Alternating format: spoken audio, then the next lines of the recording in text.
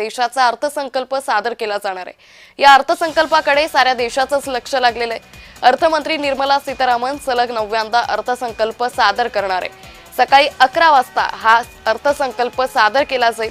अर्थसंकल्पाचं थेट प्रसारण फक्त जय महाराष्ट्रवर पहा। या संदर्भात अधिक माहिती घेऊयात आमचे प्रतिनिधी मनोज दयाळकर। मनोज, आज 11 वाजता देशाचा अर्थसंकल्प मांडला जाणार आहे, काय अधिक तपशील?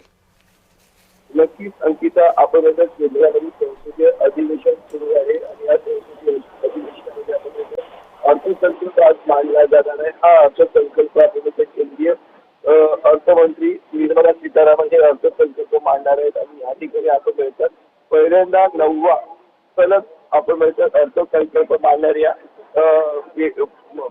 आपण म्हणतो मंत्री आहेत आणि अगोदर प्रत्येक भरपूर जणांनी अगोदर हे वाचलं आहे अर्थसंकल्प, पण सलग दरम्यान वाचले मंत्री आहेत, त्यामुळे यांच्या या ठिकाणी आपण म्हणतात मोठ्या विक्रम यांनी केलेला आहे। तसंच आपण म्हणतो आज पहिल्यांदा अर्थसंकल्प या ठिकाणी रविवारी घेतला जात आहे। कधीही रविवारी अर्थसंकल्प मांडला गेला नाही, त्यामुळे हा एक विश्व विक्रम आहे। मला आपण म्हणतो सर्व नागरिकांचं लक्ष लागलेलं असते अर्थसंकल्पामधून काय त्यांना भेटेल, अजून काय काय गोष्टी कमी होतील, पण त्यांच्या किमती कमी होतील याकडे सर्वांचं लक्ष लागले। त्यामुळे आता अर्थसंकल्प हा 11 वाजता मांडला जाणार आहे आणि त्या अर्थसंकल्पामधून नागरिकांना काय जिल्ह्याच्या देखील फार महत्वाचं ठरणार आहे। निश्चित मनोज, तुम्ही असे जोडलेले राहा। आणखी एका बातमी संदर्भात तुमच्याकडून तपशील हवाय।